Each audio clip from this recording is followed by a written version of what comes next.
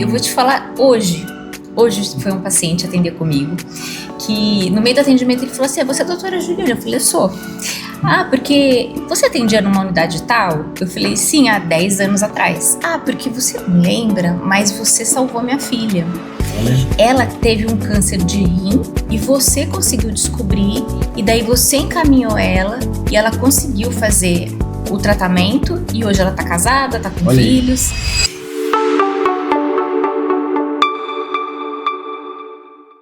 Olá pessoal, estamos em mais um programa do O SUSista. Eu sou o Diego Meloni, host desse programa, e hoje eu vou trazer um tema muito especial que vocês vão gostar muito, que é sobre atuação médica no posto de saúde. O nosso tema hoje é muito importante porque nós temos mais de 55 mil unidades básicas de saúde no nosso país. Como o médico do posto de saúde impacta na sua vida? Como é o dia a dia de quem precisa de uma unidade básica de saúde?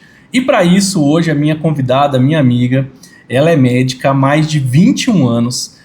Há mais de 21 anos que ela atua em diversos locais e principalmente na unidade básica de saúde, no âmbito da atenção primária, né? Eu falo que é lá na ponta, onde as pessoas moram, no bairro, na comunidade.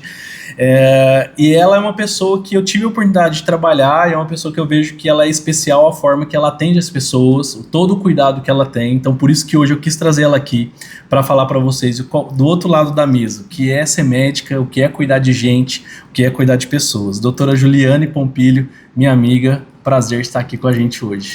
Obrigada, Diego. Obrigada pela oportunidade de estar aqui hoje, de falar um pouquinho da minha experiência, né? Que já são 21 anos realmente já trabalhando como médica do SUS. E eu sou uma SUSista de coração, com certeza. Isso aí, mais uma SUSista aqui com a gente, né? Quando eu publiquei o termo SUSista, foi uma das primeiras que falou: Diego, eu sou SUSista, né? Eu sou muito SUSista, nossa, com certeza. E aí ela trouxe: Diego, eu vou usar esse termo, eu sou SUSista há muito tempo, né? E ela é uma SUSista que iniciou, né, bem antes, né, lá no movimento da saúde da família, da unidade básica, quando quase não tinha muitas unidades básicas no nosso país, né? Doutora Juliane, então acho que é importante a gente pensar que trabalhar lá na ponta, na unidade básica de saúde, é um desafio, né? Mas antes de já chegar na sua atuação, eu queria te perguntar: o que te levou a ser médica, né? Quando vocês estavam lá no ensino médio, e aí você pensou, falou: nossa, eu quero ser médica, e queria que você contasse um pouco da trajetória, de como que é fazer medicina para quem está nos escutando. Eu tinha um sonho, né, de ser médica. Meu pai sempre me incentivou muito, até porque era para ele ter feito medicina, ele acabou fazendo engenharia. E assim, eu sempre quis fazer pediatria, porque eu sempre gostei muito de criança. E quando eu estava próxima de prestar a faculdade, o vestibular, eu estava tanto com a oportunidade de fazer arquitetura, pelo meu pai ser engenheiro, como fazer medicina, né? E na época que eu estava prestando vestibular, tinha acabado de abrir uma faculdade que tinha o ensino voltado para medicina comunitária. Legal. Que me despertou muito interesse. Então você já tinha essa visão desde o início, assim, né? Desde sempre, assim, eu acho que eu sempre me preocupei, eu sempre me importei, na verdade, com o outro, né? Eu nasci em Ribeirão, morei em São Paulo durante quase 15 anos. Quando eu passei na faculdade, voltei para cá. E assim, sempre me mexia mesmo, sabe? A situação na época dos anos 80, 90 em São Paulo, vendo a diferença das classes sociais. Era o auge do processo também da AIDS, né? Na década de 80, 90, né? A mídia em cima. E tinha muito aquela diferença entre as classes sociais mesmo, né? Os muito ricos e os muito pobres. E eu lembro uma vez que eu tinha 7, 8 anos, estava numa avenida ali perto do bairro que eu morava, e estava um dia frio, e eu estava no carro com meus pais, com os meus irmãos, e a gente dentro do carro confortável, e tinha uma família passando também, descalça, de short, sem calçado, as crianças também, sabe? Então assim, eu vi a minha família com condições, né? E uma família ali fora sem condições alguma, de estar suportando até aquele dia de frio, porque São Paulo também faz muito frio, né? Sim. E eu comecei a chorar muito, né? E assim, isso foi uma coisa que sempre apareceu muito na minha vida, sabe? Eu sempre me importei muito com a dor do outro, eu sempre me importei muito com o bem-estar do outro também. Então, quando apareceu essa oportunidade de uma faculdade que tinha essa parte de medicina comunitária e que era uma coisa nova e que tinha essa humanização, né, da medicina, do cuidado ao próximo, eu realmente me interessei. E foi muito legal, assim, porque eu entrei na faculdade pensando em fazer pediatria. Sim. Todas as áreas que eu passava, eu queria fazer a área, eu queria fazer cirurgia, eu queria fazer vascular, eu queria fazer cardio, eu queria fazer... E no final das contas, quando eu tava pra formar, eu não sabia o que eu iria fazer. Porque eu gostava de tudo, né? E eu acabei depois optando por fazer clínica médica. E logo que eu me formei, eu já comecei a trabalhar, né? Assim que eu tava com meu CRM na mão, eu já comecei a procurar, fiz alguns plantões, com uma amiga, na época a gente fazia em dupla, e logo depois surgiu a oportunidade de eu começar a trabalhar com medicina de família. A clínica médica, até para o pessoal que está nos assistindo, para quem tem interesse em fazer medicina, a clínica médica, como que foi esse processo, né? E contar um pouco, a clínica médica aborda o quê, né, como um todo, né? A clínica médica, ela aborda tudo, menos a cirurgia, a pediatria e a ginecologia e obstetrícia. Então, tirando essas 3 grandes áreas, tudo fica dentro da clínica médica, né? Então, você faz a promoção, prevenção de saúde, acompanhamento de hipertensão, diabetes, colesterol, os exames, o diagnóstico, de clínica mesmo, né? De você tratar o paciente com medicação, fazer os retornos continuados, fazer aquela assistência mais global. Global, né? E atua tanto na atenção básica, primária, quanto em hospital, pronto atendimento. Sim. Faz todo esse processo. Conforme, assim, o nível de dificuldade, né, de complexidade vai aumentando, você vai tendo outras especialidades que vão agregando, né? No hospital, o emergencista, às vezes trabalhando numa UTI, daí fazer a unidade intensiva, né? Fazer mesmo o curso de intensivismo. Mas o meu caso mesmo, assim, a minha grande paixão é lidar com o paciente como um todo. Sim. Eu nunca consegui dissociar, tratar só isso ou só tratar aquilo, sabe? Tanto que as minhas consultas sempre foram assim, quais são os seus problemas, né? Sim. Não o que você está fazendo aqui, né? Tem que entender a vida do paciente e o que está gerando tudo aquilo, que é como a gente estava até conversando, né? Muitas vezes o paciente chega com uma queixa e você vai ver que o problema é outro completamente diferente. Quem trabalha hoje no posto de saúde, uma unidade básica, o grande desafio do médico, que a gente vai falar um pouco, é lidar com a grande complexidade, né, e é diversa. Se você trabalhar numa unidade básica de um bairro e você, de repente, mudar para outro bairro, não é a mesma coisa, né? Não. A comunidade é diferente, o perfil é diferente das pessoas. Mas antes da gente colocar isso, eu quero trazer... Você passou por esse movimento de formação. O Brasil, principalmente em 94, 93, institui o Programa de Saúde da Família, começa a evoluir nesse processo. Começa a ampliar as unidades básicas de saúde. Hoje a gente tem, na verdade, o último dado que a gente analisou, mais de 40 mil unidades básicas de saúde e mais de 55 mil equipes de saúde da família. Cobertura hoje da saúde da família é mais de 75% da população e nós temos uma população de mais de 160 milhões de pessoas que dependem exclusivamente do SUS, não tem convênio. Então a gente está falando do maior sistema público de saúde do mundo, e tem uma força de trabalho. Se eu tenho 55 mil equipes de saúde da família, no mínimo eu tenho 55 mil médicos como força de trabalho que estão nessas equipes ou dentro dessas unidades atuando. Então, é um batalhão, né? Eu estou falando de 55 mil médicos, 55 mil enfermeiros, 50 a 100 mil técnicos de enfermagem, e estou falando aí de quase 300 mil agentes comunitários de saúde, de agentes. Doutora Juliane, nesse processo do dia a dia, como foi a sua primeira vez? Queria que você recordasse, Diego, a primeira vez que eu fui numa unidade básica de saúde, fui contratada, como que foi a recepção, como foi a sua sensação?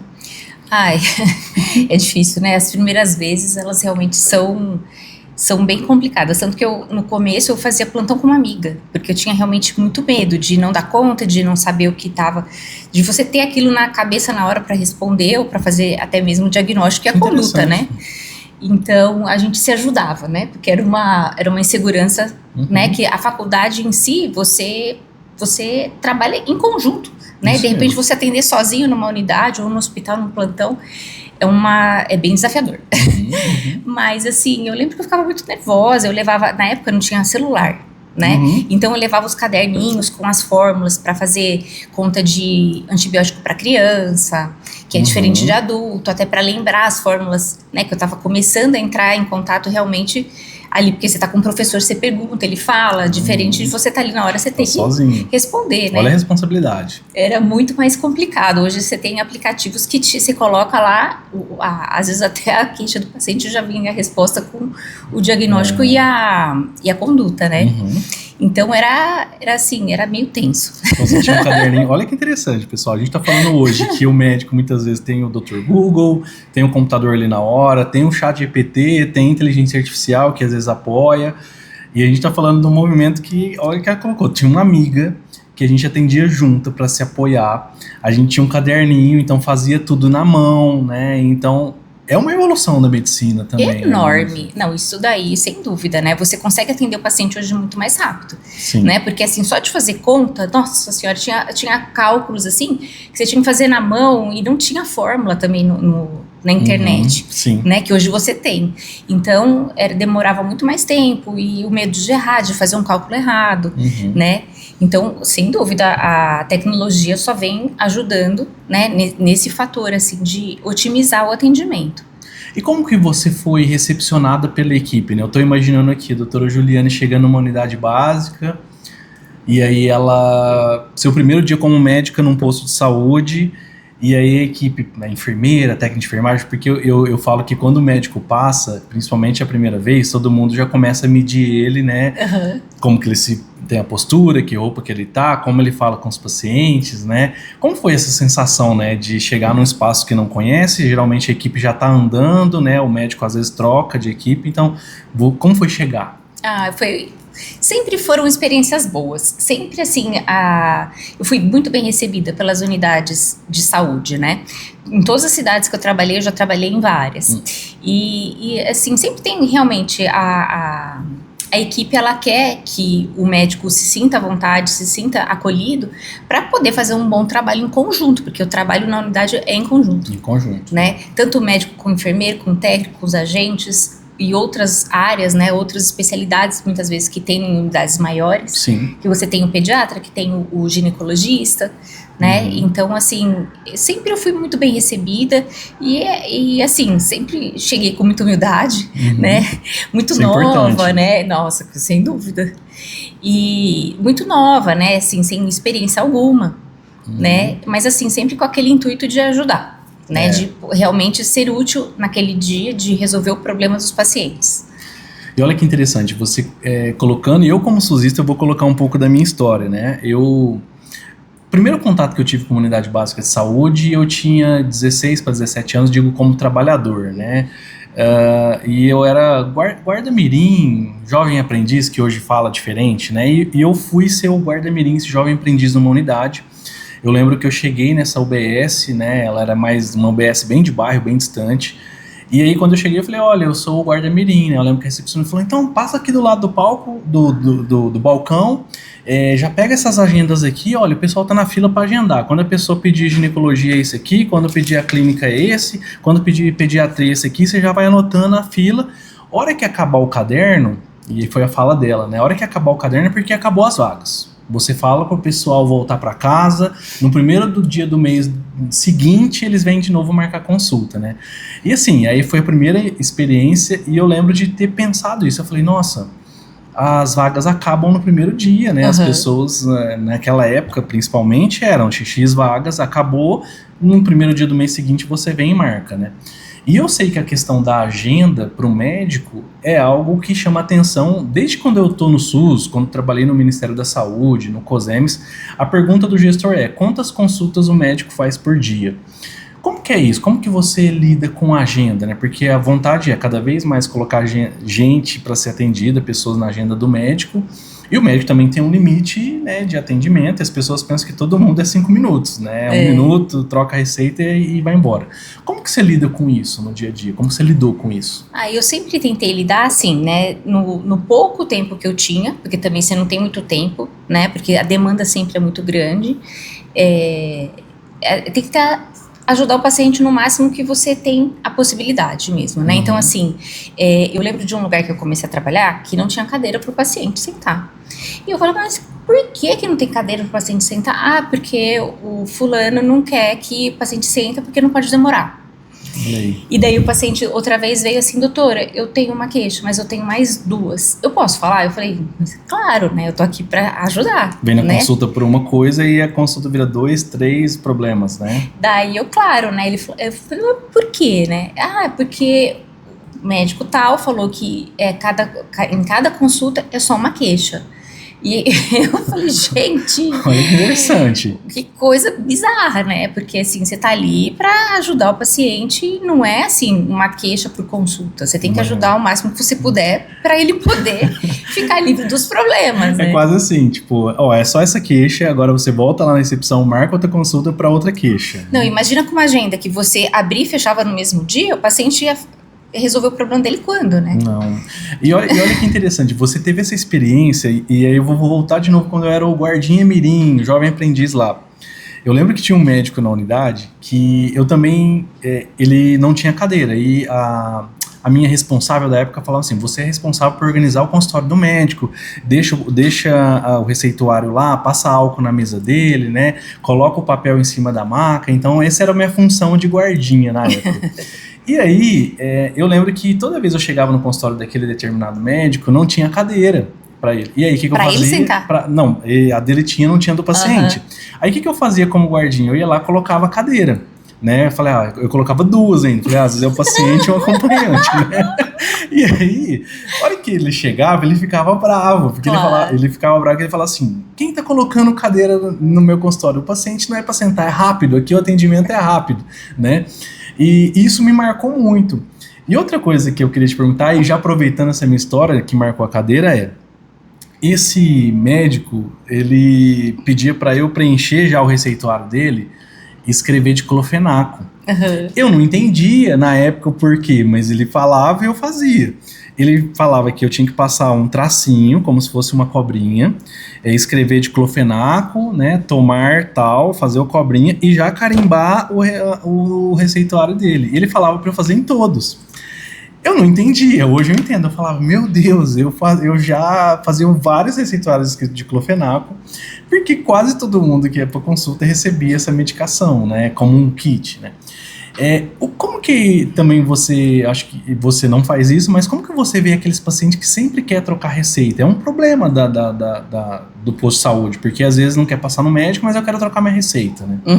Você vive isso? Não, essa história que você contou da receita de diclofenaco para todo mundo me lembra muito alguns ortopedistas, na época até, sabe, que eu tava formada, assim, que realmente era ali. O paciente começava a falar, toma, não é? Não era nem um minuto, toma, receita de diclofenaco e tchau, entendeu? Era o kit, né? Que existe, no meio médico existe aquela, eu já vi as enfermeiras falar que é o kit pronto-socorro, né? Falar, tem um kit aqui, é bezetacil, não sei o que, toma, né? Serve pra tudo. Mas o que a gente traz as pessoas que procuram a unidade, eu vejo que pressionam a sua agenda no requisito de receita, né? Então a gente sabe que o enfermeiro recebe essa demanda, várias pessoas vão, principalmente hipertenso e diabético, que tem uma rotina, né, de a cada 6 meses, a cada 4 meses renovar essa receita, mas essas pessoas muitas vezes não estão sendo acompanhadas e elas procuram um serviço demais, né? Eu acho que tem uma organização do médico quando ele conhece e acompanha, mas como que você lida com isso da relação equipe, paciente, tem que chamar, precisa fazer visita domiciliar, como que lida com isso? Então, eu sempre preconizo ver o paciente a cada 6 meses. Eu não faço receita de uso contínuo e repetir em 6 meses, pelo menos, atender o paciente, conversar com ele e ver se está tudo bem, se está acontecendo alguma coisa, né, até 59 anos, porque 60 anos em diante, eu já tenho um protocolo que a cada 6 meses eu peço uma lista de exames de rotina para estar acompanhando a saúde do idoso.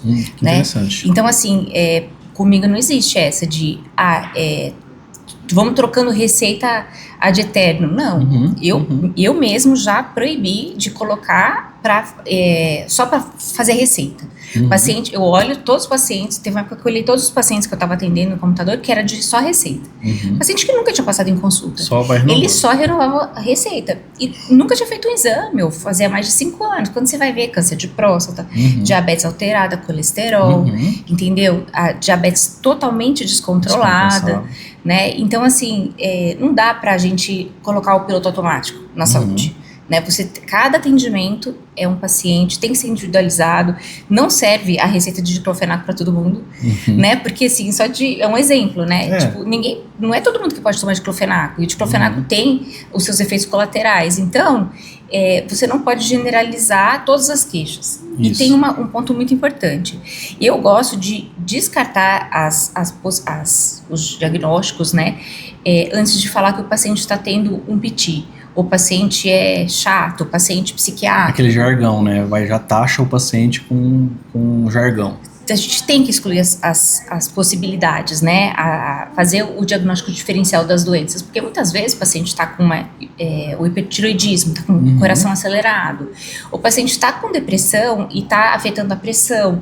E daí você não sabe se a pressão está aumentando, né? A depressão, a ansiedade está aumentando a pressão, ou a pressão mesmo que está desencadeando um quadro de ansiedade no paciente. Então, assim, não podemos generalizar nenhum paciente e nenhum quadro clínico, né? Porque a gente perde a paciência, a gente aprende muito isso, né? Paciente psiquiatra, ele só quer remédio, né? Ou ele só quer testado. Não, chega, conversa e vê realmente o que o paciente precisa. Olha que interessante isso, né, pessoal? E parece básico, mas não é. Não. Na minha experiência também de atuar em unidade básica, como gestor, eu tenho falado que esse jargão é muito comum. De novo, a dona Maria lá na recepção, meu Deus, nossa, mas toda hora ela vem na unidade, né? Em algumas linguajares coloca que a unidade básica em alguns lugares é o shopping, né? Que todo dia o paciente está lá e aí você olha as mesmas pessoas, mas eu tenho falado, se a pessoa tem ido várias vezes, alguma questão ela está querendo chamar a atenção ou está pedindo ajuda por alguma questão. De uma forma totalmente indireta, né? Ela não consegue verbalizar porque ela nem tem consciência do que está acontecendo com ela, mas ela está precisando ir ali porque ela realmente precisa do atendimento, né? De alguma forma. Doutora Juliane, e como que é essa relação, né, que você tem com a equipe, né? Eu falo que o enfermeiro hoje, né, ele atua na unidade básica, né, a gente tem uma força de trabalho enorme da enfermagem, e o enfermeiro, ele é muito importante para o apoio do médico, acho que é uma equipe, né, como um todo, e eu vejo que tem a consulta médica, tem a consulta de enfermagem, tem essas relações. O que você, na sua experiência de diversos enfermeiros que você trabalhou, o que empodera o médico quando o enfermeiro ele é muito proativo, ele entende o que é uma atenção básica, etc. E quando não entende? Você já teve caso assim, que você falou, nossa, quando eu trabalhava com aquele enfermeiro lá, o negócio andava, a gente já entendia o bairro, ou nossa, teve uma época que eu peguei um profissional que até me atrapalhava. Sim. Isso acontece? Não, acontece. Graças a Deus faz tempo que eu não pego ninguém assim, mas eu já peguei várias vezes, inclusive logo no começo da minha carreira, assim, que eu tinha que conduzir tudo, né? Na verdade, o enfermeiro é o profissional mais importante na unidade, né? Porque ele que faz todo o gerenciamento, toda a organização, né? Tanto de agenda como dos profissionais, a rotina, né? Acontecer. E muitas vezes coloca o médico como principal. E não é. Você está ali para atender consultas, para ajudar a resolver os problemas. O enfermeiro é como se fosse um maestro ali, exatamente, né? Vai conduzindo. A gente posso ser que toque violino, sei lá, mas assim, né? A gente precisa de todo mundo. De todo mundo. Né? Então, realmente, quando eu pegava algum enfermeiro que não tinha a segurança ou o preparo, realmente o serviço fica mais difícil, porque é você tendo que falar com quem está marcando a agenda para a quantidade de consultas, as visitas, daí você tem que sair do seu atendimento, que já é muito intenso, né? Sim. Porque também, assim, eu nunca atendi pouco, em unidade básica nenhuma que eu já trabalhei, né? Mas tem um limite também. Sim. E você ainda tem que se desdobrar para resolver outros problemas que muitas vezes o profissional que já está adequado, né? O enfermeiro, no caso, resolve todo o problema. Sim. Então, realmente, eu tenho o maior respeito por todos os profissionais da equipe. Sim. De todos mesmo, né? E como que o enfermeiro bom, ele faz toda a diferença na unidade básica. Sim. E eu falo que essa relação é importante, tem colegas médicos como você, enfermeiros, e eu tenho notado que muitos falam, nossa, quando eu pego também um médico que a gente consegue trocar, trabalhar em equipe, o negócio flui. Já tive casos de colegas enfermeiros falar, nossa, eu não converso com o médico da minha unidade. Eu falei, como? Se vocês são os atores ali que conduzem o processo, né? A gente não consegue nem conversar. Ele entra no consultório, atende, a gente não se fala. Então eu tenho falado, o maior quem é prejudicado são as pessoas que precisam de atendimento, e isso fica um clima de trabalho muito ruim, pesado, né? Acho que é difícil. E a sua relação com os agentes comunitários de saúde, né? Eu tenho falado que o agente é uma peça importante também, que ele conhece a comunidade, então ele não faz atendimento direto, assistencial, mas ele é um profissional, agente comunitário, que eu falo que ele é os olhos e o ouvido da comunidade, né? Então ele passa, alguém fala, ô fulano, vem cá, nossa, você ficou sabendo o que aconteceu na casa de tal? Ó, você sabia que a filha do fulano tá grávida, né? Então ele é os olhos e o ouvido da comunidade. Como que você tem a sua experiência com agente comunitário, assim, né? Isso te ajuda na atuação como médico de posto de saúde? E ajuda demais, porque como ele é realmente os olhos e os ouvidos da comunidade, traz para mim muitas vezes numa consulta, antes de eu atender o paciente, algum problema, né? Ou então quando você vai fazer uma visita domiciliar, você já entende o que está acontecendo para abordar da forma correta também, né? Já tem assim, por exemplo, quando é proativo, né? Já tem toda a lista de medicação, tudo organizado, né? Que o paciente toma, que ele faz, que ele deixa de fazer. Isso traz uma agilidade no atendimento enorme, né? E um atendimento direcionado para o problema específico, né? Principalmente quando tem paciente acamado, com doenças crônicas, que daí você realmente precisa entender até todo o processo de tratamento até aquele momento. Entendi. E você tem algum caso marcante de atendimento na unidade básica de saúde? Que eu sei que você tem vários, né, dentro da sua carreira. Mas algum que vem na sua cabeça e fala, nossa, esse caso, ou essa família que eu atendi foi vamos dizer, um caso de sucesso, né? Que você fala, nossa, pegamos assim... Eu vou te falar hoje foi um paciente atender comigo, que no meio do atendimento ele falou assim, você é a doutora Juliana? Eu falei, eu sou. Porque você atendia numa unidade tal? Eu falei, sim, há 10 anos atrás. Daí, porque a unidade hoje está fechada. Daí eu falei, sim, por quê? Porque você não lembra, mas você salvou minha filha. Olha. Ela teve um câncer de rim, e foi você que descobriu, porque ela foi várias vezes para o hospital para fazer exames, para fazer diagnóstico e não descobriu nada. E você conseguiu descobrir, e daí você encaminhou ela, e ela conseguiu fazer o tratamento, e hoje ela está casada, está com filhos, entendeu? Então, assim, né? É muito legal, né? É um retorno que eu falo, que eu tenho todos os dias, né? Os pacientes são muito gratos. Se você tratar bem os seus pacientes, você tiver um vínculo com eles sempre vão estar retornando, né? E você vai estar sempre entendendo o contexto da vida dele para poder ajudar de verdade, né? Que eu acho que esse que é pelo menos na minha cabeça, na minha vida, é o meu propósito de tratamento, de trabalho, na verdade, né? É tentar ouvir o paciente e realmente ajudar de todas as formas possíveis. Porque eu vejo que tem muita preguiça às vezes, sabe? Tipo assim, mas eu ganho tão pouco, por que eu vou fazer tanto? Eu já fiz, eu não quero sair da minha sala para ir atrás de alguma vaga. Eu não, realmente fico bem preocupada. Às vezes eu tenho uns pacientes que eu tô fazendo um diagnóstico de leucemia, por exemplo, né? E não tem a vaga, né, pro hematologista, porque não tem hematologista na região. Então, eu fico realmente muito preocupada, vou atrás da vaga para ver o paciente ter o diagnóstico ou não, para ele tratar ou realmente descartar e procurar outra doença, né, se for o caso. Não dá pra gente, não, toma, fica na fila aí 1 ano, 2 anos. Não, quando é algo mais importante, que não me cheira bem, sabe? Tipo... aquele precisa de uma investigação que eu preciso correr com aquilo, eu vou atrás. Eu vou atrás de quem é da central da regulação de vagas, de exames, para agilizar todo o processo, para realmente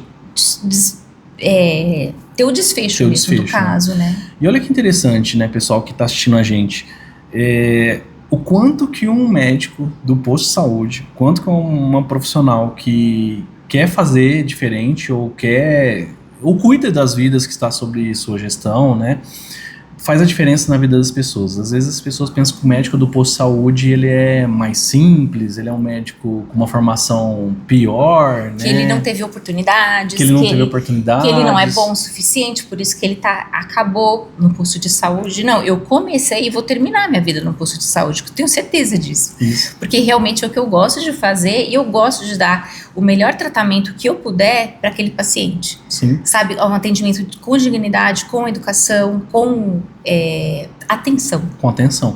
E olha que interessante, A importância de um médico do posto de saúde, numa unidade básica de saúde, ela colocou 2 casos que, olha, eu diagnostiquei um câncer, o paciente está bem, está curado, ela fez o tratamento, pode ter feito quimioterapia, fez radioterapia, pode ter tratado na autoespecialidade. Mas se não tivesse identificado lá no início, provavelmente essa menina não estaria viva hoje. Ou esse caso, vários casos que a gente coloca, né? Então, o médico lá da ponta é muito importante. E eu falo que a dificuldade de ser esse profissional é imensa. Eu sempre faço a defesa aqui. O médico mega especialista, ele está na rotina dele, né? Ele está na rotina, ele tem um público-alvo, ele tem a conduta especializada, protocolo, ele sabe até onde ele pode chegar, mas ele sabe o que vai chegar no consultório dele. Um ginecologista, um oncologista, não que não é necessário, cada um na sua especialidade. Mas um médico do posto de saúde, que é da atenção básica, quando ele senta atrás da cadeira, ele não sabe muitas vezes o que vai chegar na frente do consultório, né, doutora? Né? Muitas vezes está escrito lá que é uma pessoa que sentiu mal, etc. Mas quando você vai ver, né, queria que você contasse isso. Como que é a hora que chega o paciente e você vai fazer a escuta? Assim, da hora que o paciente abre a porta, eu já vou observando e já vou vendo, porque já vem, né, hoje tem um computador, que já vem a queixa do paciente e eu já vou abordando, vendo qual que é a real ali, né? O problema mesmo. E muitas vezes é exatamente isso. O paciente veio por uma queixa e ele começa a falar de outro que não tinha nada a ver com o problema, né? E o quanto que é importante você ter a paciência de abordar e esperar, às vezes, o paciente desenvolver ali o que ele precisa falar para você começar a pensar, a ajudar, né? Então, assim, realmente, cada consulta é uma história totalmente diferente da outra, pode ser até mãe e filha, Sim. sabe? Muitas vezes a mãe traz a filha para fazer exames de rotina, mas eu sempre abordo, né? Tá tudo bem, já teve algum problema, toma alguma medicação, né? Faço sempre aquela triagem ali para todos os pacientes, mas realmente cada pessoa é individualizado, o atendimento e os problemas são realmente diferentes muitas vezes do que o paciente começa às vezes até na consulta. Sim. Não, eu vou contar uma história que eu lembro de você e já vi outros colegas médicos sentado do outro lado, né, de atendimento no SUS com a minha mãe, que em algumas abordagens que eu fui com a minha mãe, o intuito muitas vezes de um filho, de um acompanhante ou de uma mãe é já chegar e falar pelo outro, né? E eu já vi numa consulta sua que você pergunta para o paciente, né? Claro, o paciente tem que estar lúcido, né, etc. Mas existem muitos profissionais que, olha, por mais que tenha um acompanhante que vai dar um apoio, eu estou fazendo a consulta para o paciente. Então eu tenho que perguntar a ele o que ele está sentindo, não é perguntar pelo outro, né? Então isso é uma questão muito bacana. E eu queria te perguntar sobre visita domiciliar. Eu falo que quando a gente faz visita domiciliar, o médico que trabalha na atenção primária, é um desafio também, porque você sai da rotina de um consultório, você sai desse processo e você vai para uma casa que você desconhece. A gente sabe que muitas vezes chega na casa e encontra o paciente em determinadas condições, né, que você fala, nossa, né, para além da consulta médica, a gente vai ter que fazer uma outra intervenção. Como que é isso? E queria que você lembrasse de algum caso também, né? Como que é essa rotina do médico que pega, vai pra rua, vai atender, vai na casa das pessoas?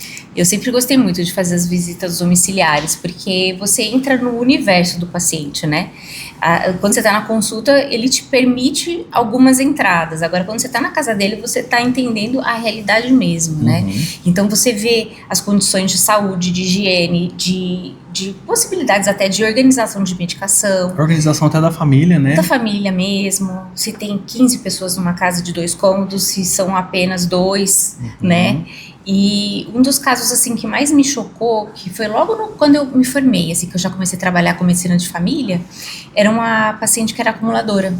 Ah, sim. Ela era acumuladora de tudo que existia na face da Terra. Eu acho que ela nunca tinha jogado nada fora. Nossa, sabe? Ia juntando tudo em casa. Então eram montanhas e montanhas de caixas, de remédios, de livros, de tudo, assim, de roupas. Tinha roupa velha, com comida, com aquele caos, assim, né? Que daí a gente teve até que pedir assistência social para intervir, para ajudar, porque estava prejudicando as condições de saúde mesmo. Como é a conduta, doutora? É um problema de saúde mental? Como conduz um caso desse? A saúde mental, né? A gente vai precisar abordar o porquê o paciente tem esse hábito, né? Mas geralmente é transtorno obsessivo compulsivo, né? E que por motivos diversos pode piorar, né? Pode ficar muito mais intenso o quadro e a pessoa assim, não consegue se desfazer de nada. E o duro é a sujeira que fica junto, a poeira, né? Animais peçonhentos que ficam no meio de papéis, de plástico, rato, barata, escorpião, né? Isso é o SUS na real, gente. Isso é o SUS na real, que é atender as pessoas nas casas às vezes com coabitação, muitas pessoas, né? Mas eu tenho uma história disso quando eu trabalhava na saúde da família. Eu lembro que eu fui numa visita com uma médica, né? Era um paciente que estava acamado, jovem, né? Foi um atropelamento, colisão com um ônibus, né? E quando a gente chegou na casa, eu lembro que eu vi a situação da casa, né? A casa estava, assim, bem mal cuidada, de situação de limpeza. E eu lembro que estava muito quente. A médica que estava comigo na época, ela até falou assim, nossa, eu tô com muita sede, Diego, muita sede, né? E ela falou, eu vou ter que pedir água, eu vou ter que tomar água, eu não tô aguentando, né? E ela tomou água. E nesse momento, quando a gente também vai na casa, eu aproveitei que eu falei, vou dar uma olhada aos redores da casa, vou andar, vou dar uma olhada aqui. Eu lembro que eu fui no fundo da casa, a casa era fossa, né? Tinha um poço, né? E eu lembro que eu olhei o poço, eu abri a tampa do poço e eu olhei lá no poço, no que eu olhei eu vi um cachorro lá dentro, né? E eu fechei... Tava vivo ou tava morto? Tava morto, né? Ele tinha afogado, ele caiu. E eu voltei e falei pra senhora que o filho era acamado.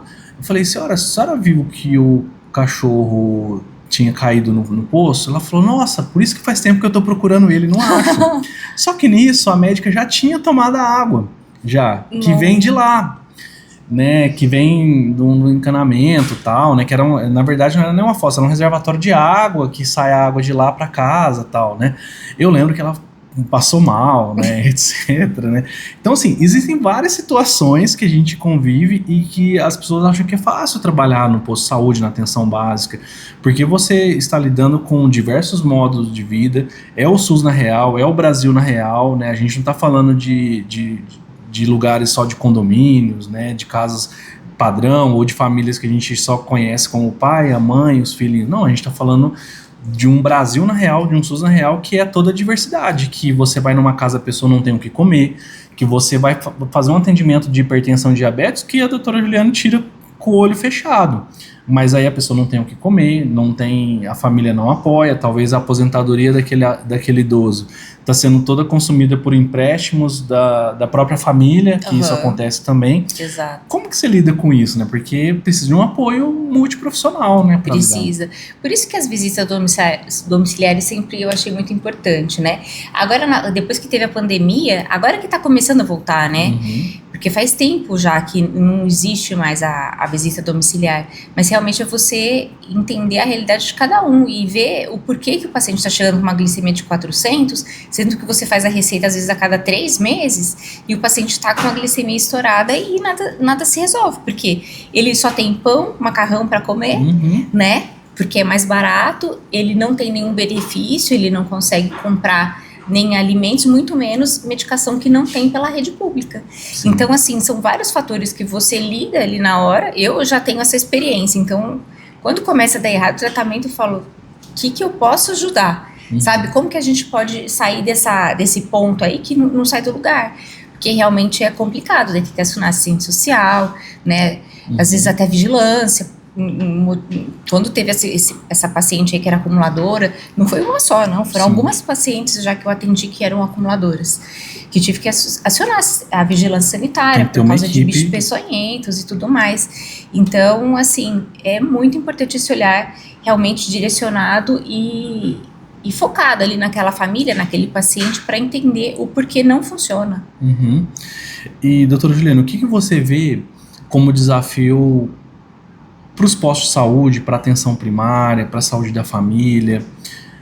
Na sua opinião, o que você acha? É um problema estrutural? É um problema que exige processo de trabalho, protocolo, precisa de capacitação?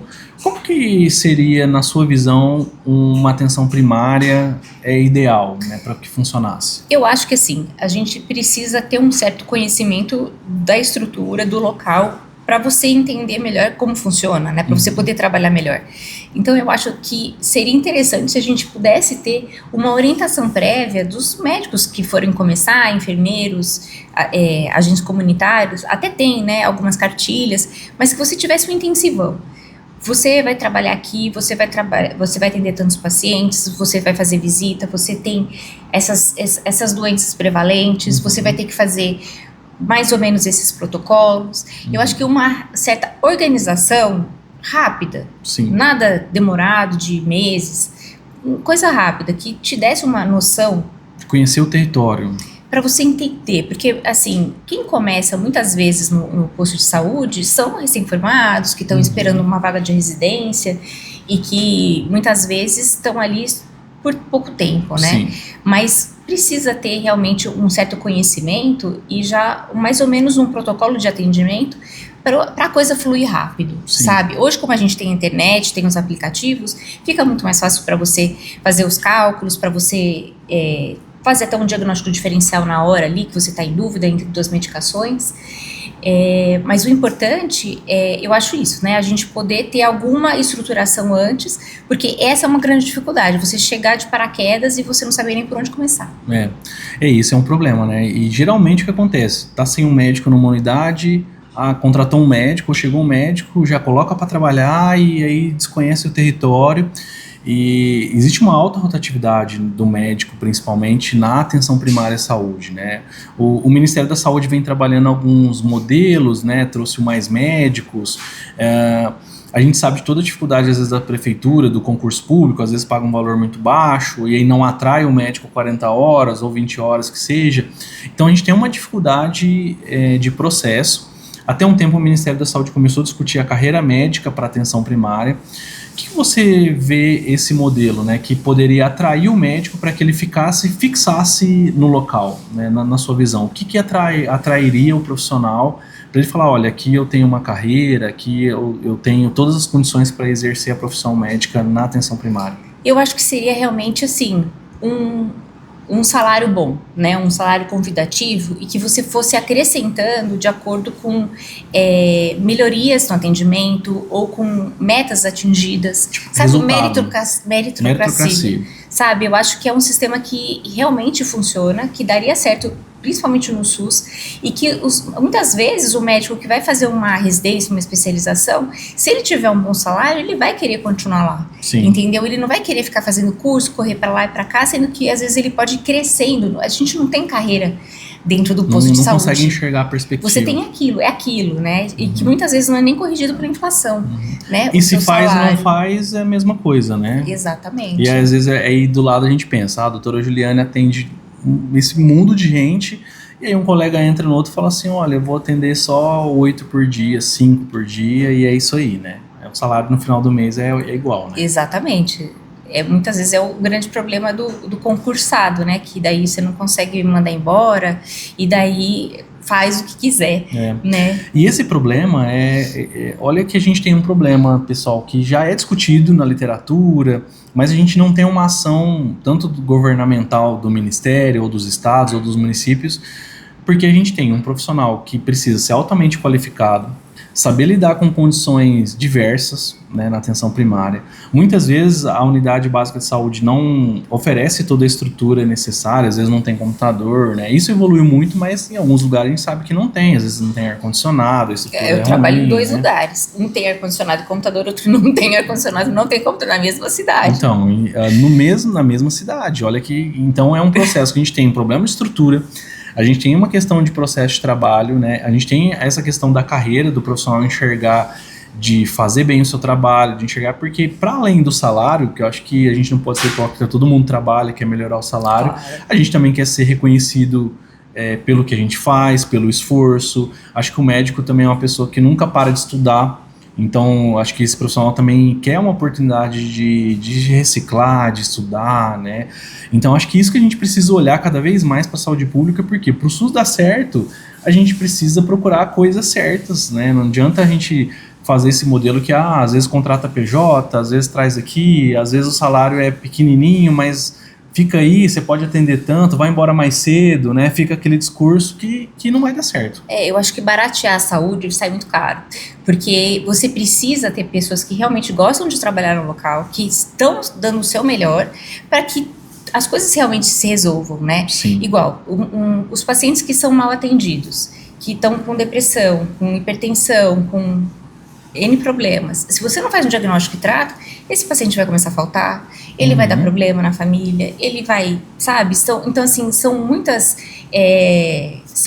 outros pilares que são mexidos, quando muitas vezes a saúde não está bem estabelecida, né? E dali vai criando o efeito dominó mesmo. E eu queria te perguntar, né, uma das últimas coisas para a gente trazer aqui, que é importante, muitas vezes o médico do posto de saúde, da atenção primária, resolve muitos problemas. Eu sei que tem a maioria dos problemas, né, e o que eu te conheço, você resolve, você acompanha os pacientes, mas a gente sabe que um percentual desses pacientes precisam ser encaminhados, precisam ser investigados, né, precisam de acesso aos médicos especialistas, aos exames, a chamada referência e contra-referência que a gente tanto fala no SUS, né? Estou mandando, quero ver esse paciente de volta. Como que você enxerga essa dificuldade de algumas especialidades, né? De você como profissional às vezes espera ter uma devolutiva, o paciente sempre volta e fala que não consegue a vaga. Você vê isso um problema no Sistema Único de Saúde hoje? Enorme. O problema dos profissionais especialistas, geralmente no SUS, é bem complicado, né? Igual, assim, hematologista, é muito complicado, porque não é que o médico especialista, ele não quer trabalhar no SUS, porque ele ganha muito pouco, então não compensa. Então, acaba que não tem hematologista, por exemplo, na onde eu trabalho, na região não tem. Então, para eu conseguir uma vaga, o paciente que eu tô com suspeita de uma leucemia, é isso aqui, ó, tem que correr atrás, ficar em cima de vaga, mandar em vaga zero, às vezes, sabe, para um hospital de referência, para fazer um diagnóstico logo, né, porque o tempo é muito importante, né, mas, por exemplo, o pneumologista também é difícil, porque o valor que é pago muitas vezes não é o que o médico quer, então tem uma rotatividade enorme. Então ele começa um tratamento com o paciente DPOC, com um asmático, e perde em 2, 3 meses, muitas vezes o médico não está mais lá, e já é outro, até achar outro médico. Então realmente tem que ter essa visão, a parte financeira, né, do pagamento, bem pago mesmo para o profissional de saúde, ele é importante, ele sai caro se você não faz o que é o mínimo necessário, porque a rotatividade, a bagunça que vira, você estraga todo o processo, tem que começar tudo do zero de novo. Sim, não, e eu gostei da sua frase aqui, né, que baratear a saúde sai muito caro, muito né? caro. Sai muito caro. É muito caro, é muito. Eu que estou no Sistema Único de Saúde há 21 anos, eu entendo um pouco de como as coisas funcionam, e eu vejo assim, que quanto retrocesso que a gente tem quando você não consegue, sabe, ter a verba para fazer o exame, para encaminhar o paciente, para ele fazer o uso da medicação. Então, é necessário o médico, enfermeiros, agentes, a estrutura da unidade básica do hospital, mas o resto também é muito importante. Senão não funciona, a roda não gira, né, pessoal? Então, olha que interessante. Isso varia de região para região, né? Tem região que não tem hemato, tem região que não tem ortopedista, tem região que, enfim, isso é uma realidade do Brasil, do SUS na real, a dificuldade do acesso muitas vezes, e que o paciente encaminhado pela atenção primária, ele vai no especialista, muitas vezes ele volta, ele continua sendo do posto de saúde, da atenção primária, porque é lá que ele mora.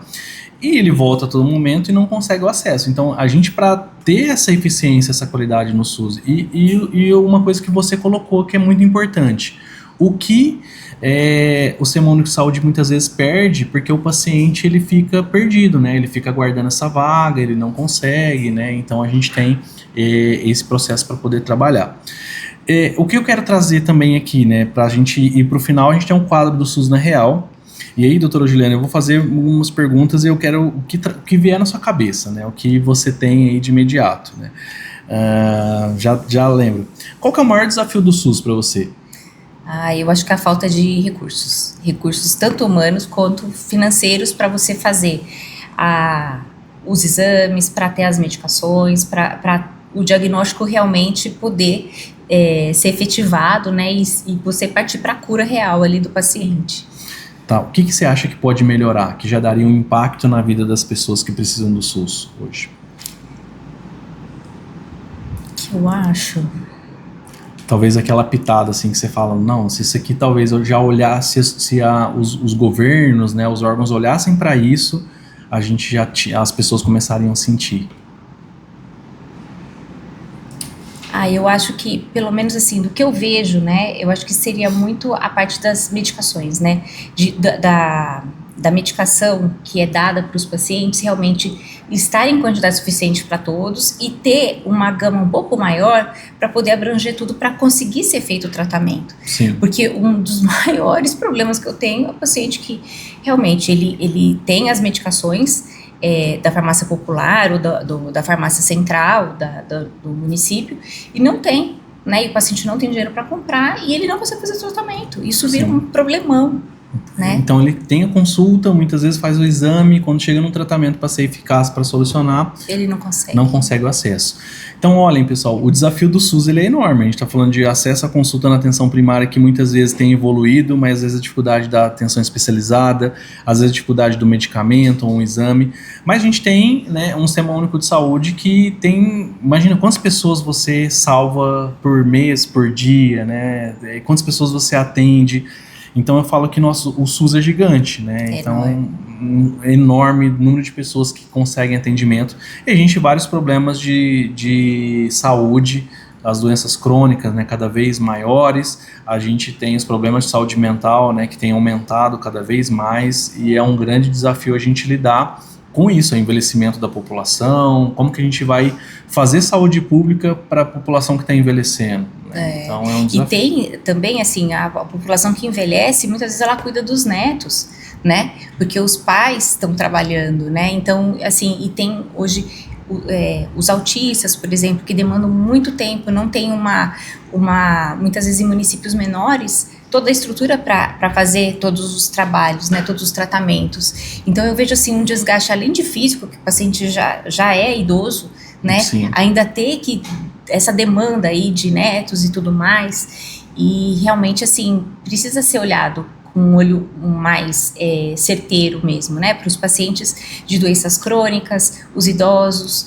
que a gente precisa ter uma visão bem global e realmente tentar ajudar todo mundo da melhor maneira possível.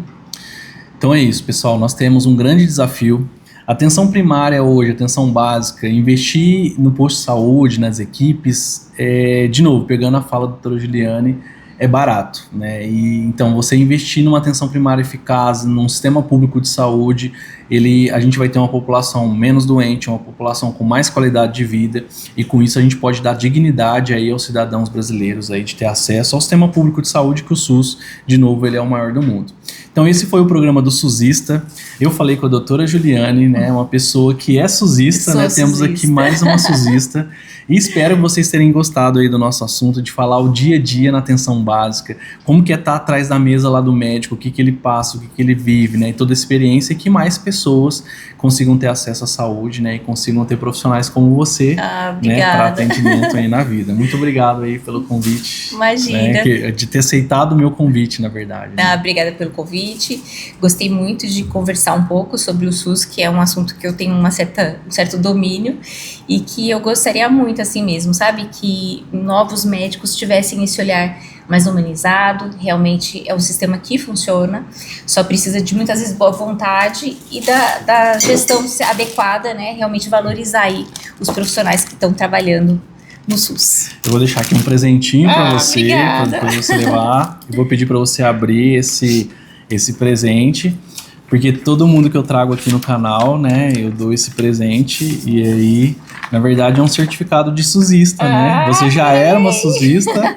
e aí, doutora Juliane, né, a SUSista aí também, honorária aqui do nosso programa. Foi um belo termo que você criou, viu? Isso aí, né? Amei, sou mesmo, de coração. Gente, muito obrigado, assistam, curtam o nosso canal nas redes sociais, né, e traremos mais programas aqui falando sobre o Sistema Único de Saúde, que é o nosso sistema. Um abraço. Abraço.